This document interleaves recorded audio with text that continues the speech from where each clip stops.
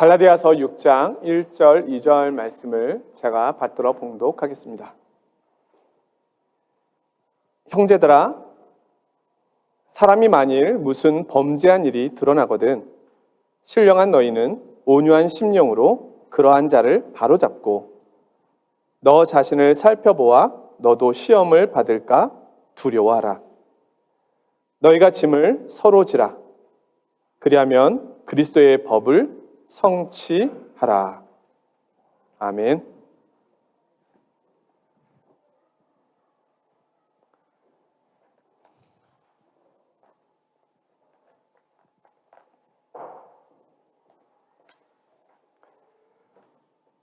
예전에 제가 섬기던 교회에서 있었던 일입니다. 하루는 장로님 한 분이 얼굴이 붉어지셔가지고는 제 방으로 찾아오셨습니다. 목사님, 아무개 집사를 치리해야 되겠습니다. 장로 알기를 뭐 알듯 합니다. 서리 집사가 감히 장로에게 함부로 덤벼도 되는 겁니까? 당회를 소집해서 치리해야 되겠습니다.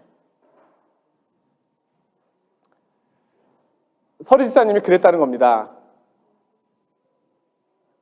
예배가 끝난 후에 두 분이서 예배당 뒤에서 이야기를 나누다가 장로가 장로다워야 장로지요.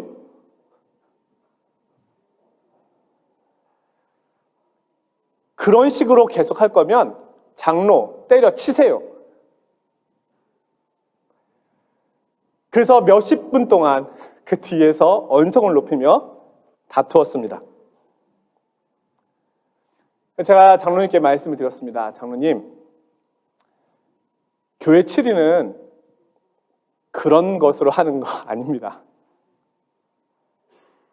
교회에서 이단 사상을 가르쳤다든지 아니면 교회를 넘어뜨리기 위하여 고의로 불의함을 했을 때 그때 어쩔 수 없이 하는 것이지 이런 일로 치리를 하면 당회도 장로님도 권위가 없어집니다.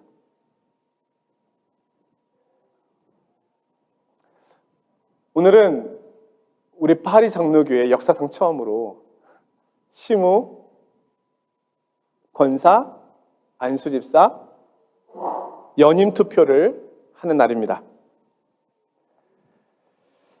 몇몇 분들로부터 이런 이야기를 들었습니다. 그 가운데 하나는 오늘은 치리하는 날입니다.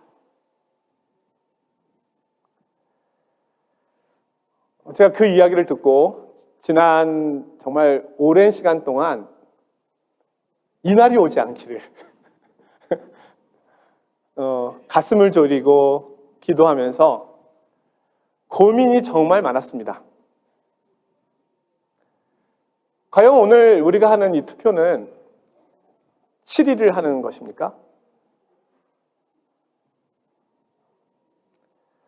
성도님들께서 교회 회칙을 만드실 때 많은 고민과 좋은 취지가 있다고 여기셨기 때문에 그 속에서 회칙을 만드셨다고 알고 있습니다.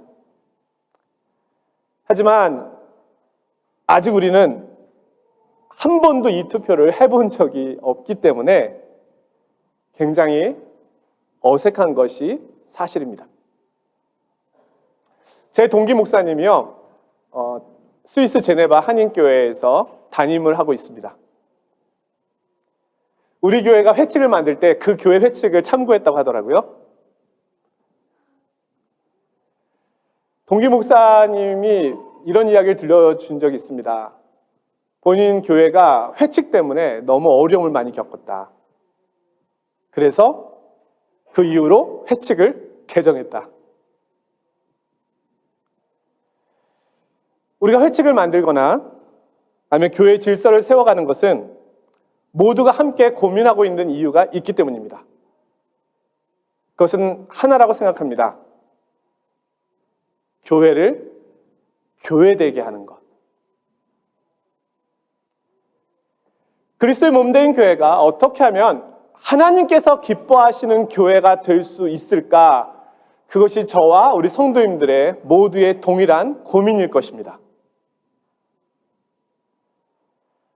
저도 이 고민 속에서 다시금 하나님의 말씀에 귀를 기울여 보게 되었습니다.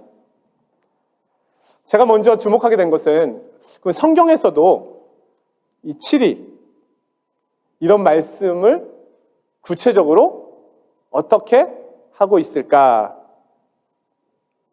우리는 구약의 율법 속에서 하나님께서 율법을 지키지 못할 때 어떻게 하셨는지를 알고 있습니다. 또한 초대교회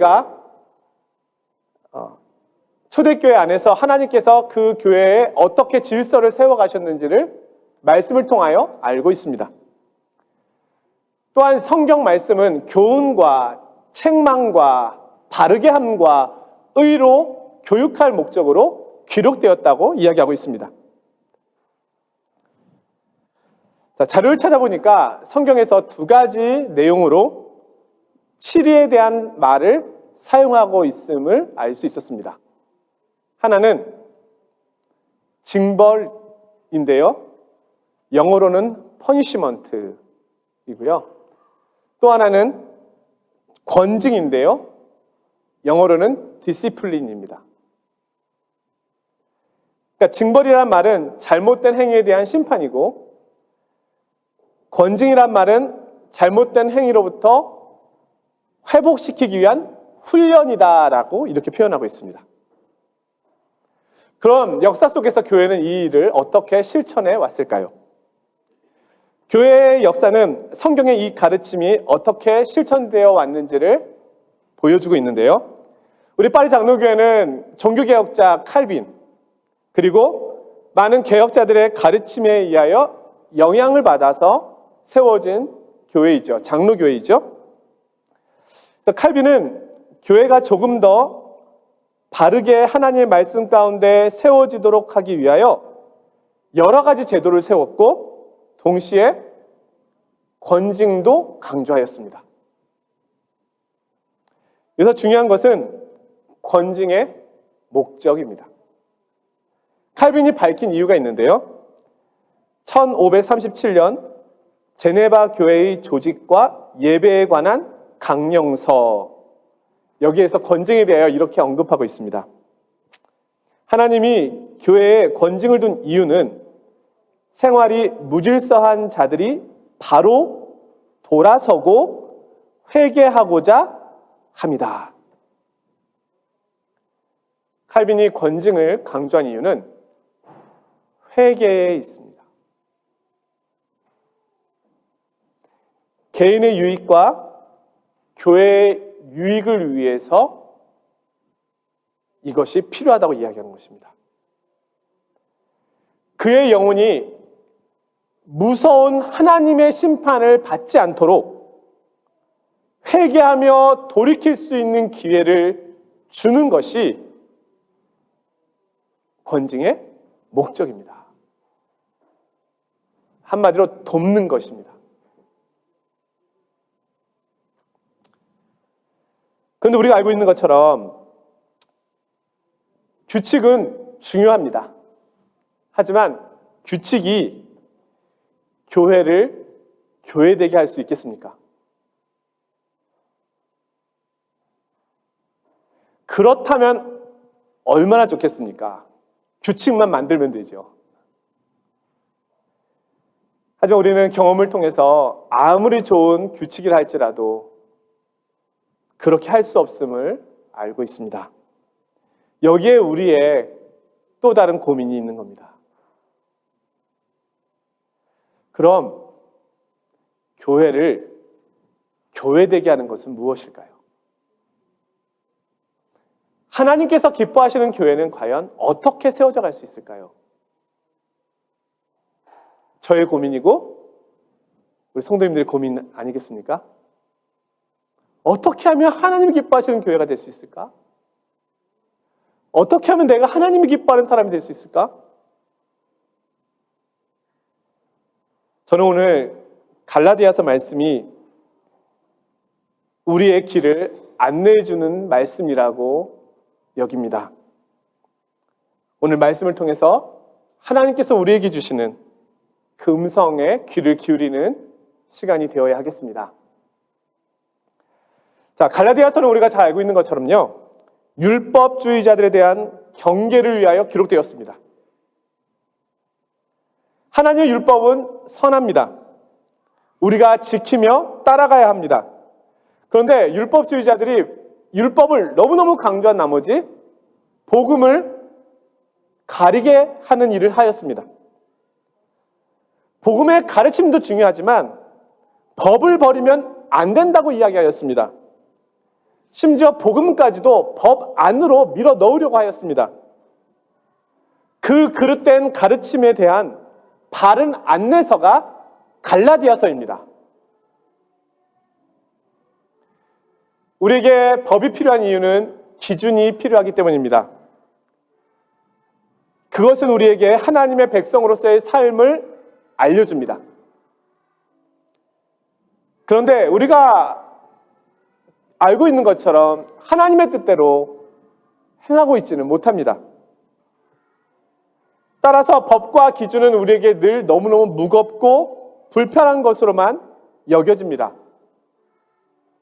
하지만 법의 목적은 우리를 불편하게 하거나 힘들게 하는 데 있지 않습니다.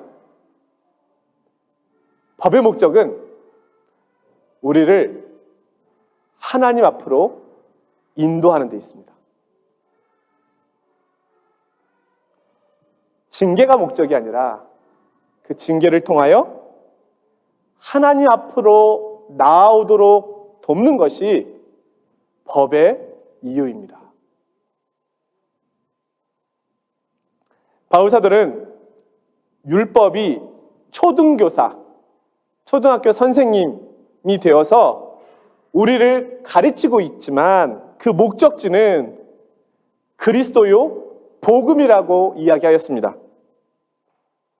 우리는 법을 통해서 그리스도께로 가야 하는 겁니다. 이것이 법의 역할입니다. 법은 우리로 하여금 그리스도를 보게 합니다.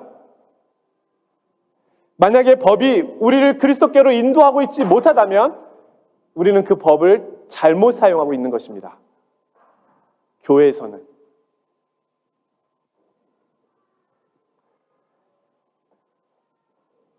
율법과 복음에 대한 말씀을 앞에서 전한 바울은 이제 복음 안에서 살고 있는 성도들에게 어떻게 살아야 할 것인지를 이야기해주고 있습니다. 그것이 오늘 본문입니다. 그리스도인 공동체는 어떻게 살아가야 하는가? 그것을 말씀드리겠습니다. 이것은 제 이야기가 아니고 하나님의 말씀이니까요.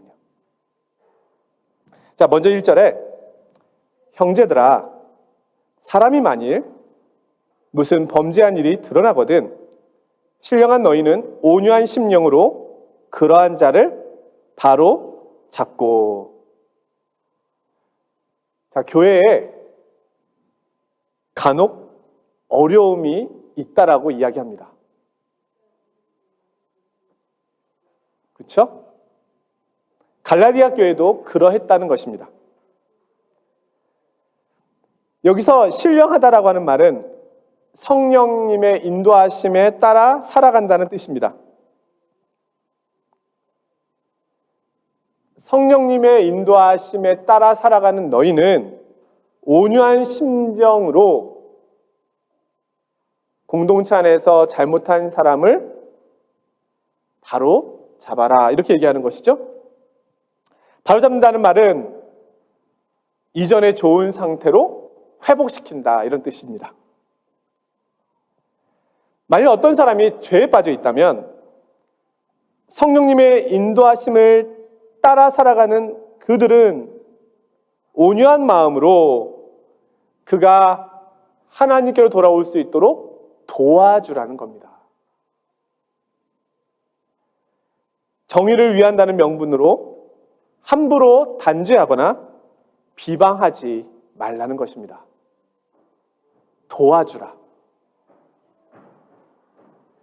우리 성도들은 심판자가 아니라 다른 사람들의 아픈 상처를 어루만져주고 고쳐주도록 하는 치유자로 부름받은 사람입니다.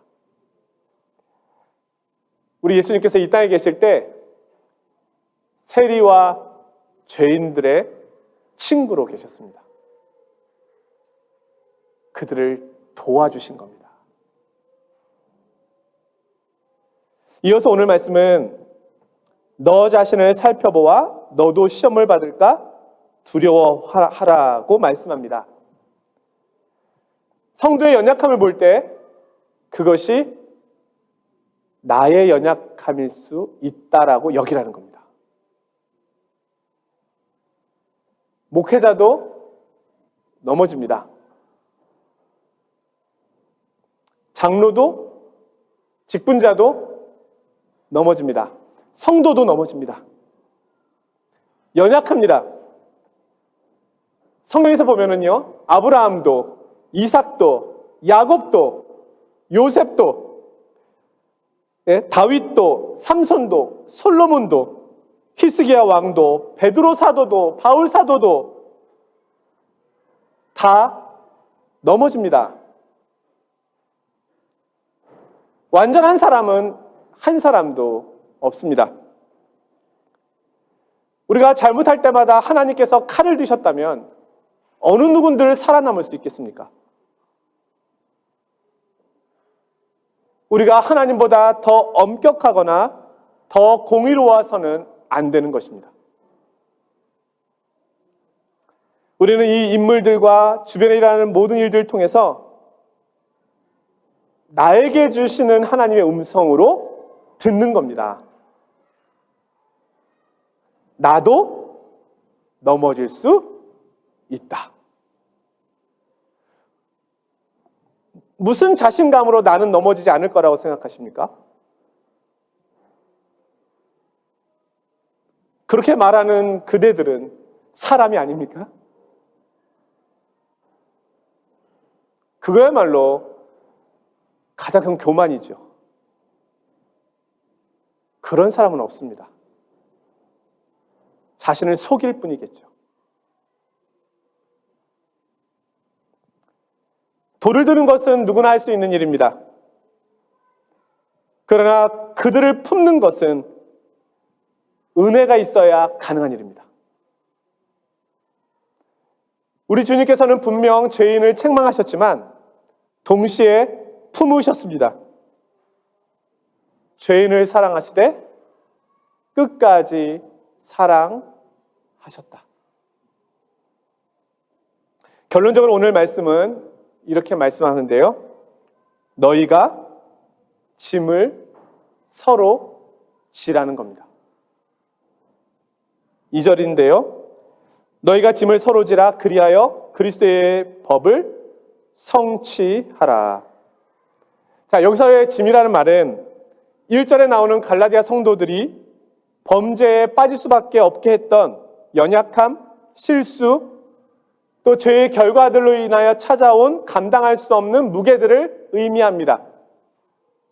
이것은 분명 개인적인 일이죠. 그런데 이것이 공동체에 영향을 주었습니다. 그런데 그 짐을 서로 지라는 겁니다. 우리가 영광을 나누는 것은 너무너무 쉽습니다. 축구 트로피, 나도 같이 응원했어. 나도 12번째 선수야. 영광을 나누는 것은 쉽겠죠. 근데 패했다고 생각해 보십시오. 네. 그때는 아픔을 나누지는 않습니다. 그럴 줄 알았어. 할 때부터 알아봤어.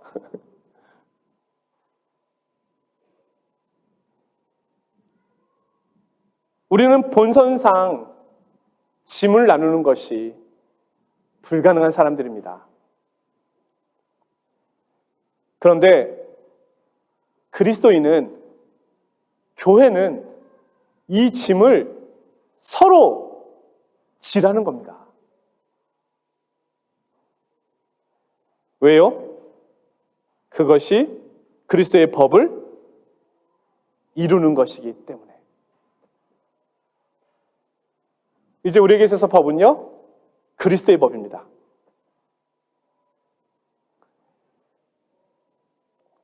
우리 주님께서 나의 짐을 대신 져 주셨습니다.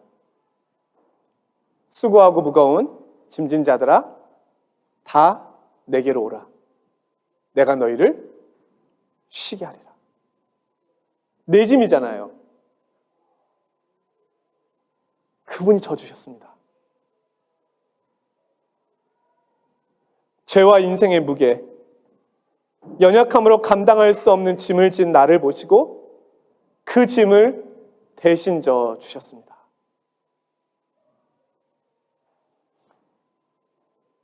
우리는 이렇게 생각할 수 있어요. 주님이시니까 당연히 그 정도는 져 주셔야죠. 주님이시잖아요. 그러나 우리가 알고 있는 것처럼 누군가의 짐을 대신 진다는 것은요, 그 사람이 감당해야 될 희생을 내가 끌어안는다는 것을 의미하는 말입니다. 죄인에게 향했던 그 돌이 이제 나에게 짐을 져준 그 사람에게 향한다는 말입니다. 희생이 없는 용서는 없습니다. 그건 용서가 아니죠. 내가 그 짐으로 인하여 나는 손해를 보고, 나는 억울함을 당하고, 나는 수치를 당하고, 심지어 나는 상처를 당합니다. 주님께서 나의 짐을 대신 져 주시자 주님께서 나를 대신하여 수치를 당하시고 멸시를 받으시고 죄인으로 취급을 받으시고 심지어는 돌아가시기까지 하신 겁니다. 그게 나의 짐을 져주신 겁니다. 바울이 오늘 여기서 서로 짐을 지라고 할 때 누구를 떠올렸겠습니까? 예수 그리스도. 이제는 너희가 그분처럼 서로 짐을 져라. 나는 늘 잘하는데 저 사람이 문제입니까? 정말 그렇습니까? 나는 정말 잘합니까?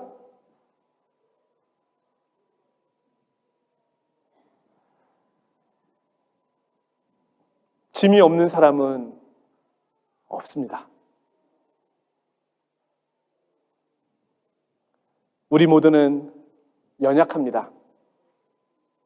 우리 모두는 실수합니다. 우리 모두는 잘못합니다. 우리 모두는 나의 짐을 주님께 드렸지만 여전히 공동체 안에서는 서로 감당해야 할 짐이 있다고 말씀하고 있습니다. 그것은 우리가 서로 나누어지는 것입니다. 내 짐을 상대방이 지고 상대방의 짐은 내가 지고. 너무 놀랍지 않습니까? 짐을 지지 못할 만큼 연약한 사람도 없고 그리고 나의 짐을 주지 않을 만큼 짐이 없는 사람도 없습니다. 서로 짐을 지면서 교회가 세워져 가는 겁니다. 이게 그리스도의 사랑을, 그리스도의 법을 성취해가는 방식입니다. 우리는 십자가의 지혜를 알고 있습니다. 하나님의 법은 죄를 책망합니다. 이것은 하나님의 공의입니다. 그런데 하나님은 동시에 사랑이십니다. 죄인까지도 사랑하십니다. 그러면 이 공의와 이 사랑이 어떻게 조화를 이룰 수 있단 말입니까? 이 모순적인 역설이 만난 곳이 바로 십자가입니다. 십자가의 지혜가 이것입니다. 가장 공의로우신 하나님, 가장 사랑이신 하나님, 그분이 가장 큰 공의와 가장 큰 사랑을 보여주신 곳이 십자가입니다. 공의와 사랑이 만났습니다. 어떻게 해요? 대신 짐을 지는 것으로. 이것만이 우리가 용서받는 방법이고 하나님의 자녀가 되는 방법입니다. 하나님께서는 공의와 사랑 둘 중 하나를 선택하라고 말씀하지 않으셨습니다. 그건 세상이 하는 방식이죠. 세상은 이 지혜를 알지 못합니다. 둘 중에 하나만을 주장할 수 있습니다. 조화시키는 방법을 모릅니다. 왜냐하면 그건 사람이 할 수 없는 일이니까요. 십자가는 이 일을 합니다.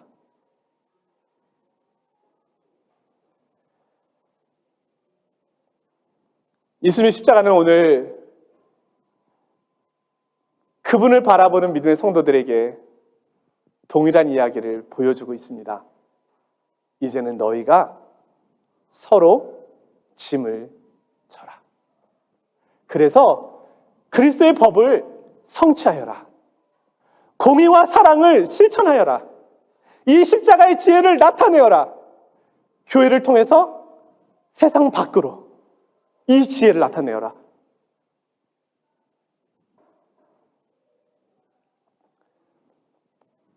사랑하는 성도 여러분, 제가 오늘 이렇게까지 강력하게 얘기할 수밖에 없는 것은 오늘 우리가 예배 후에 투표를 하기 때문입니다. 저도 이런 투표를 한 번도 해본 적이 없습니다. 성도님들도 마찬가지시겠고요. 저는 계속 스스로에게 질문해 왔습니다. 무엇을 기준으로 연임, 가부를 결정해야 할까? 하나님께서 세우신 일꾼을 내가 투표로 취소할 수 있단 말인가? 하나님의 부르심에는 후회가 없다고 하셨는데 우리는 그 부르심을 후회로 만들 수 있단 말인가? 우리는 하나님이 세우신 이 일꾼들을 위하여 충분히 기도해 왔는가? 공의의 잣대는 들이댔을지 모르지만 사랑의 마음은 있었는가? 도리어 내가 이 일꾼들에게 근심을 안겨준 적은 없었는가? 일하려고 하는 이들을 격려하기보다는 뒤에서 깎아내리지는 않았는가? 이들의 연약함이 문제가 아니라 그 부분이 내가 그들을 도와야 할 부분은 아니었을까? 내가 나누어야 할 짐은 아니었을까? 나는 누구를 판단할 만큼 그렇게 완전한 사람인가? 아마 우리 성도님들도 고민이 많으셨으리라 생각이 듭니다. 저는 오늘 우리가 이 투표를 잘못하면 앞으로 일꾼을 세우는 것은 쉽지 않겠다. 누가 일꾼이 되려고 하겠는가? 이런 고민도 해봤습니다. 우리가 회복해야 하는 것은 공의로운 심판자가 아니라 섬기는 자, 사랑하는 자, 서로 짐을 나누어 지는 자가 되어야 하는 거 아닐까? 하나님께서 기뻐하시는 것은 무엇일까? 하나님께서 교회를 교회되게 하시고 나에게 원하시는 것은 무엇일까? 오늘 우리는 말씀을 통해서 이 모든 것은 나를 보는 자리라는 것을 들었습니다. 우리는 나를 돌아보고 기도의 자리로 나아가야 하는 겁니다. 우리가 잘못하면 하나님을 두려워해야 할 우리가 사람을 두려워하게 만들 수 있습니다. 이것은 죄입니다.